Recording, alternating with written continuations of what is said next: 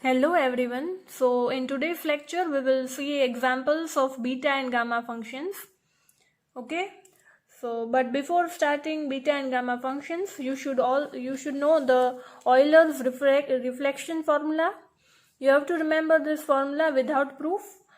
It can be helpful in your MCQ, solving MCQ or examples, but proof is not asked in your exams. So you just have to remember this Euler's reflection formula, that is gamma n into gamma 1 minus n is equal to pi divided by sine n pi. Okay. So now we will solve examples of beta and gamma functions. So example 1, prove that beta m comma n is equal to beta m plus 1 comma n plus beta m comma n plus 1. Okay. So to prove that, we write beta m plus 1 comma n plus beta m comma n plus 1. We have to prove that both the terms are equal to this term. Okay, so we will take this right hand side terms. So right hand side is equal to this. We have to prove it with the left hand side. Okay. So if we all know that beta m comma n is equivalent to gamma m into gamma n divided by gamma m plus n. So here our m is m plus 1 and n is n, and here m is m and here n is n plus 1. So if we substitute this value in this equation, then here we get gamma m plus 1 into gamma n divided by m plus n, that is gamma m plus 1 plus n. Similarly here also, if we put this beta m comma n is equal to gamma m into gamma n plus 1 divided by gamma m plus n plus 1. Okay. And now we also know that m plus 1 can be written as m gamma m, or if n plus 1 is there, then we can write it n gamma n. Okay, we have seen in the previous lectures properties of beta and gamma function. We have proved this property. Okay, so according to that property, here in place of gamma m plus 1, we can write m gamma m into this gamma n divided by this term will remain. Here also we can write that this is our m plus, we can write this term as m plus n plus 1. Okay, that is, we have considered this as n, this much part is our n and this is our 1, then we can write it as m plus n gamma m plus n. Okay, so here we will write, here commonly we will write m plus n gamma m plus n, and here plus, here also same thing, gamma m, and in place of n plus 1 we will write n gamma n.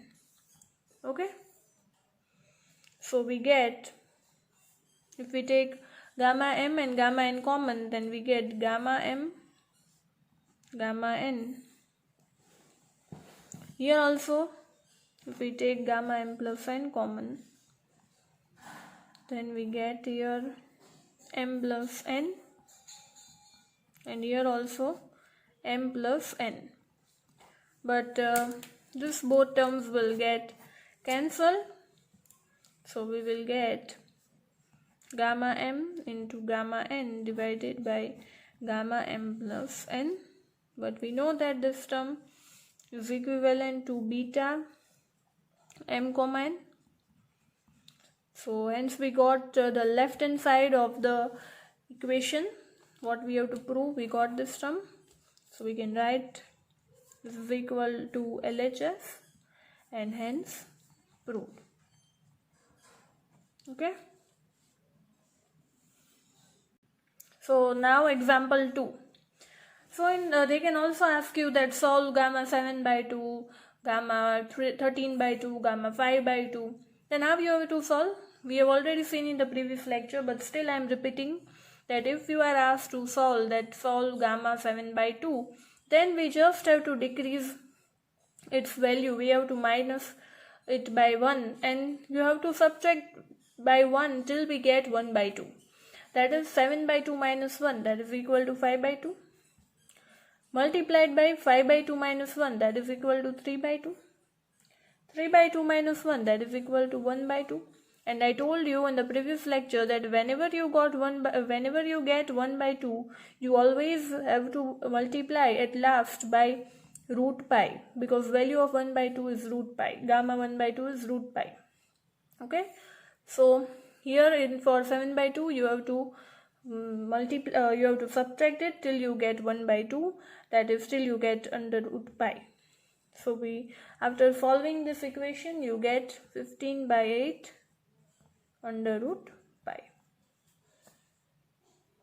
Okay, so now we will solve example 3. In example 3 it is asked to prove that gamma n is equal to the integral 0 to infinity log 1 by x raised to n minus 1 dx. So here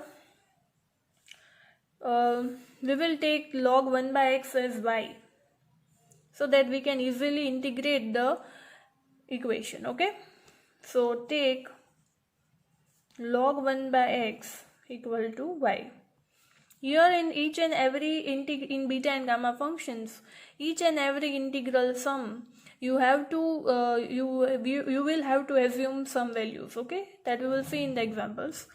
Okay, so log 1 by x is equal to y. So I can write that 1 by x is equal to e raised to y. Okay, and therefore x is equal to e raised to minus y.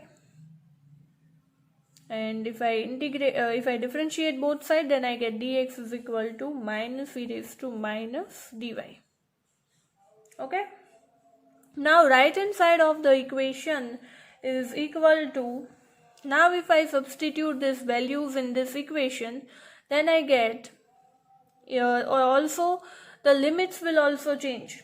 Okay, that is whenever limit x is 0, value of our limit for y will be here infinity, and here whenever it will be infinity it will be 0. Okay, so log 1 by x is equal to, what is the value of log 1 by x? That is y, and n minus 1 will remain as it is, and in place of dx you have to write minus e raised to minus y dy.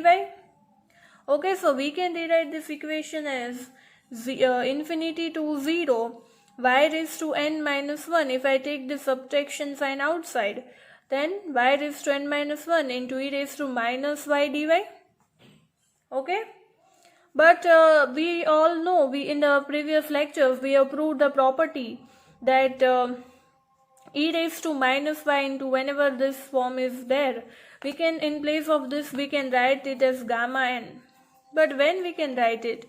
Whenever we have the limit 0 to infinity. Okay, so in order to change this limits, we will take out the subtraction sign and change the limit. So whenever we want to remove the subtraction sign, we have to change the limit. So our limits will change, that is from 0 to infinity, and y raised to n minus 1 e raised to minus y dy. Now in place of this equation, I can write that this value is equivalent to gamma n, and that is what we have to prove. Okay, so hence we got left hand side of.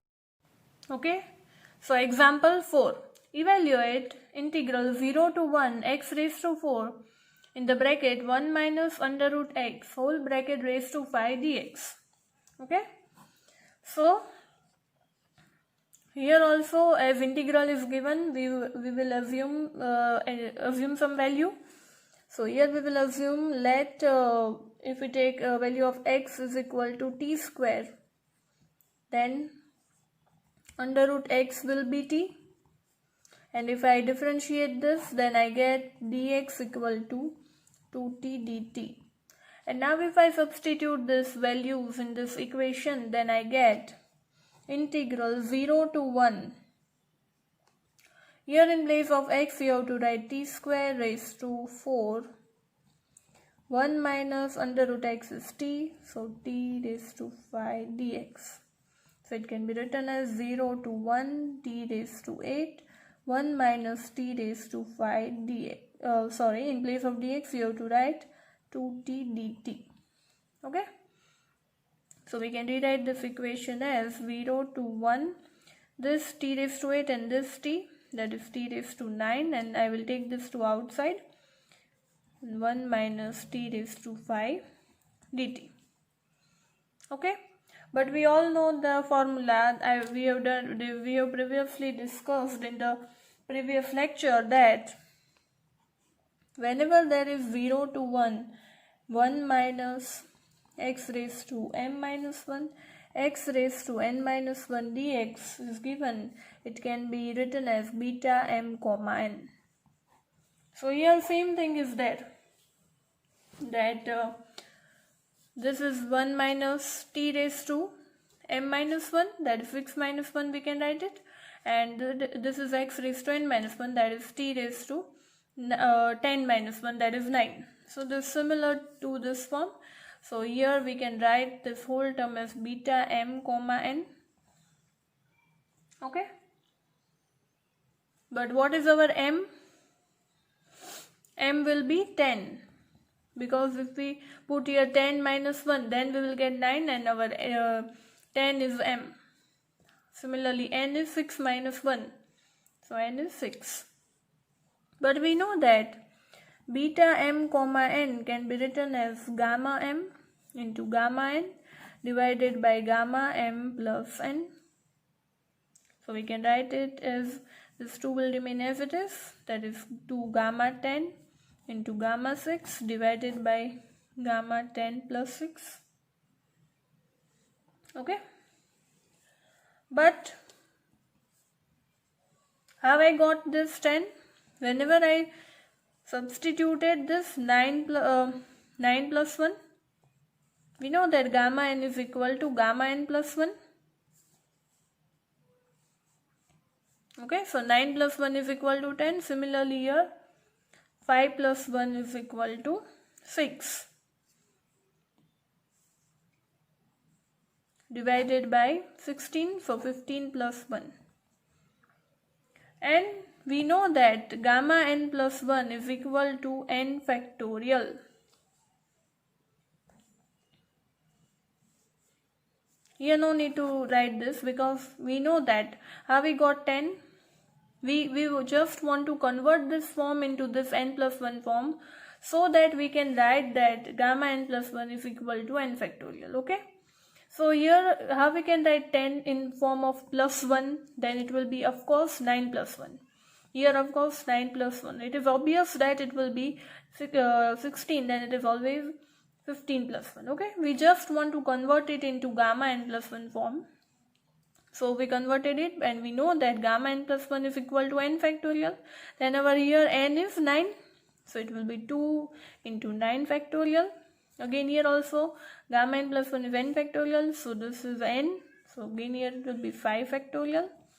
And here it will be 15 factorial. Okay. So you have to remember this one condition that we have proved in the previous lecture.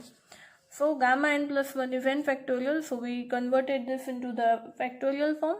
So we can write it as 2 into 9 factorial divided by 5 into 4 into 3 into 2 into 1, and divided by 15 factorial. That is 15 into 14 into 13 into 12 into 11 into 10 into 9.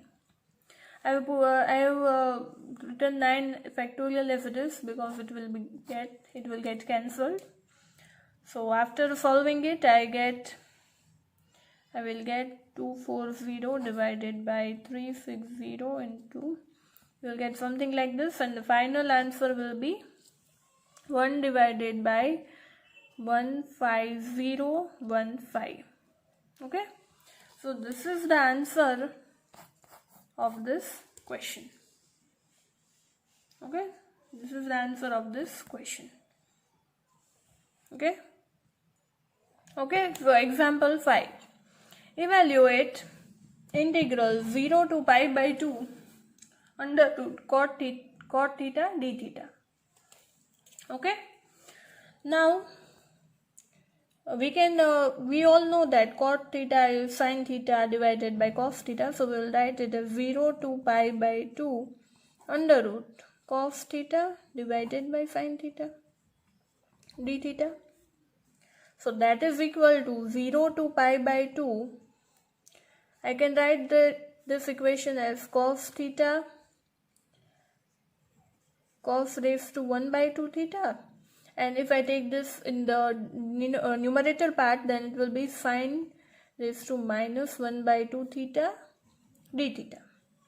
Okay, why I have converted this equation in this form? Because we have one property of beta, that is beta m comma n is equal to 2 0 to pi by 2 sin 2m minus 1 theta into cos 2n minus 1 theta d theta. We have this property, so I have converted this equation in this form. Okay, and here if I want to convert this equation in this form, then I have to multiply and divide it by 2, then only I can replace this equation in this, that is in beta m comma n form. Okay, so we will multiply and divide it by 2. So 1 by 2, this is the property, and 1 by 2 into 2 0 to pi by 2 cos, in the equation as sin is cos, so we will write sin here so that we can easily convert it into this form. Okay, into cos 1 by 2 theta d theta.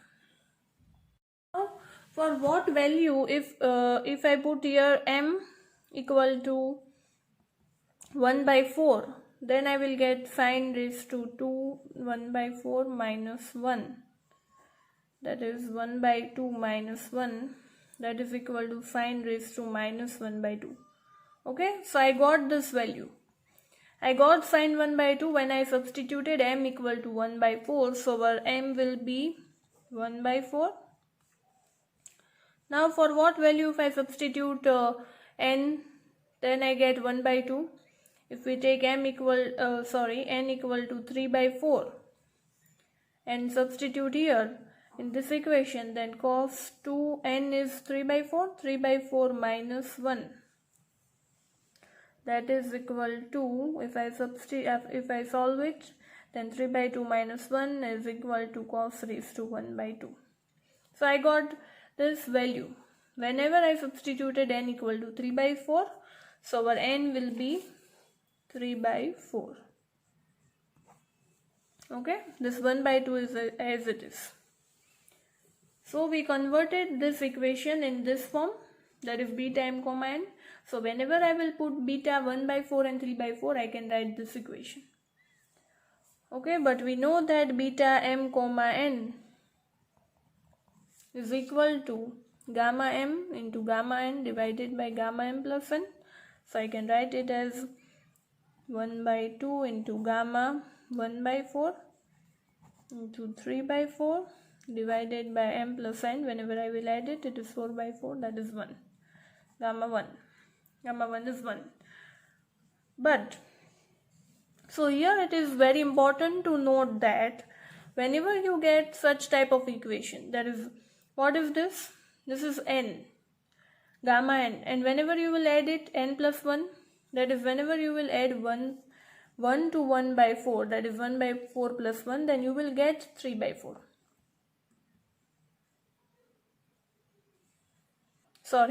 Whenever you will add 1 by 2 to this equation n, if I consider this value as n, and if I add 1 by 2 in this n, that is 1 by 4 plus 1 by 2 is 3 by 4, then I can write it as n plus 1 by 2, that this term is n and this term is n plus 1 by 2.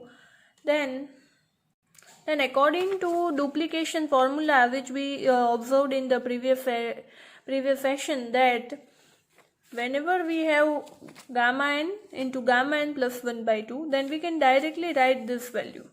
So here similarly we have gamma n and this is gamma n plus 1 by 2. Then we can directly write this value. So how we can write it? So you have to remember this duplication formula, okay? So whenever in the examples you get gamma n and gamma n plus 1 by 2 form, you just have to write this form. So that is equal to under root pi. Then 2 raised to what is our n? 1 by 4. I have to substitute here 1 by 4 minus 1 and again gamma 1 by 4. So whenever you solve it, you will get answer 1 by 2 under root 2 and this pi. Okay, here you will get 1 by 2. So this value of 1 by 2 will be root pi, and root pi will be pi. So this pi will come outside. So answer of this question will be pi by root 2.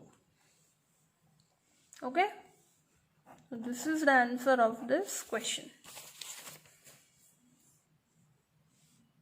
Okay, but for solving such type of examples, you should remember duplication formula so that you can directly put the value. Okay, if you get n and n plus 1 by 2 form, then you can directly substitute values, and here the answer is pi by root 2. Okay, so example 6. Evaluate integral 0 to infinity x raised to 4 in the bracket 1 plus x raised to 5 divided by 1 plus x raised to 15 dx is given. Okay, but from whenever such type of examples are given, we always have to use beta property that we approved in the previous lecture, that beta m comma n is equal to 0 to infinity x raised to m minus 1 divided by 1 plus x raised to m plus n. You can see that the given example is in this form only. Okay, x raised to m minus 1 divided by 1 plus x raised to m plus n. Now, in order to get, here in the denominator part we have this form, but in the numerator part we have to divide this equation into two parts, then we will get such type of form. So we will divide this equation into two parts, that is 0 to infinity. This is x raised to 4 upon 1 plus x raised to 15, so that I can get this form. I got this form, plus again 0 to infinity x4 into x5, that is x9 divided by 1 plus x raised to 15 dx. Here also dx. Okay, so I got this type of form, and whenever I get such type of form, I can directly write beta m comma n. So here I can write directly that beta m comma n. What is our m? M is, whenever I substitute 5 here, then I will get 4. Okay, 5 minus 1 is 4. So beta 5 comma, and here m plus n. Then m is 5. What is our m? M is 5. So whenever I will put n 10, then I will get 15. So our n is 10. Okay, because 5 plus 10 is 15. Similarly, here also beta, when I will get 9, whenever there is 10 minus 1. So our m is 10, and if here it is 10, then I will add 5. If I put n equal to 5, then I will get 15. So our n will be 5. So we got beta 5 comma 10 plus beta 10 comma 5. So, but we know that beta m comma n is always equal to beta m comma n. We have proved this property. So I can write it to be beta 5 comma 10, because they both are same. If it is 5 comma 10 or 10 comma 5 beta, they both are same. So I can write it 2 beta 5 comma 10, that is equal to, again, which what we have done in the previous sum, that is 2 beta m comma n can be written as gamma m into gamma n divided by m plus n. That is, gamma m is what? 5. This is 10 and this is 5 plus 10. But in order to, in the next step, I want to substitute that n plus 1 equal to n factorial. So whenever I want to substitute such value, I have to convert it into n plus 1 form. So for converting it to n plus 1 form, in place of 5 I can write 4 plus 1. In place of 10 I can write 9 plus 1. And in place of 15 I can write 14 plus 1. So that I can replace n plus 1, gamma n plus 1 to n factorial. So what is our n? Here 4 factorial. Here gamma n plus 1 is n factorial. So here our n is 9. So we got 9 factorial. And here we got 14 factorial. So after solving this, you will get 1 divided by 5005. Okay. So answer of this question is 1 divided by 5005. So example 7. Integral 0 to 1 y raised to q minus 1 into the bracket log 1 by y raised to p minus 1 dy, where p and q are greater than 0. So here also we will assume log 1 by y as t. Okay. We will put log 1 by y equal to t.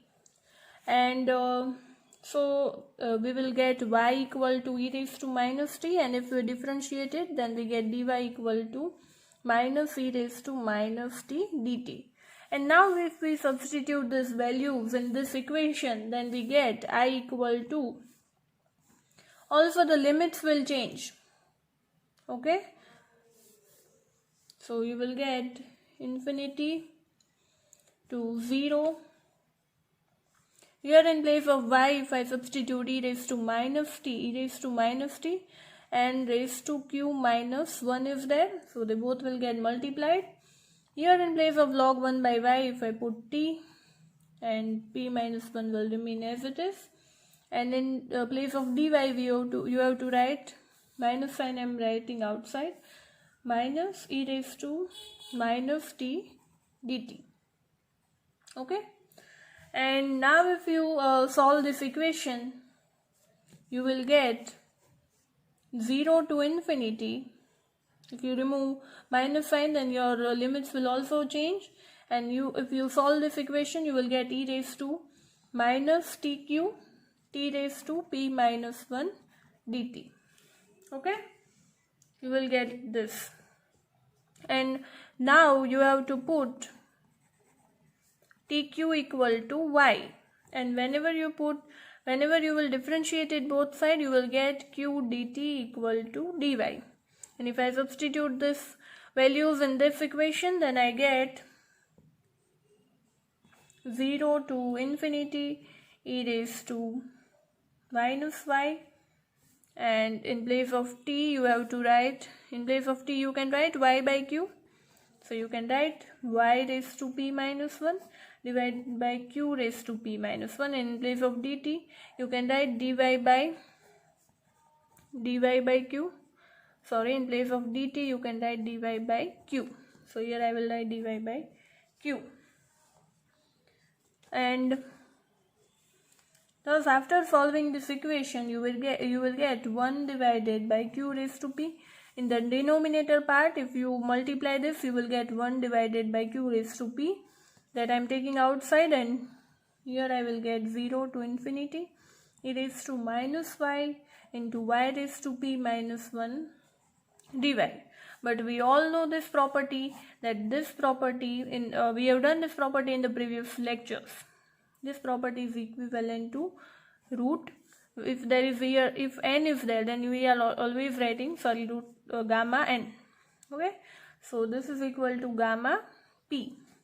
Whatever is with, if there is x raised to n minus 1, then it will be equivalent to gamma n. Here there is p, so it is equivalent to gamma p. So I can write gamma p divided by q raised to p. Okay. This whole term, according to the property, it is equivalent to gamma p. So we get gamma p upon q raised to p. Okay. So answer of this question is gamma p divided by q raised to p. So these are the examples for practicing. There are 5 sums. Okay, so do practice the sums of beta and gamma functions. Thank you everyone. I hope you all liked my video lecture. Thank you.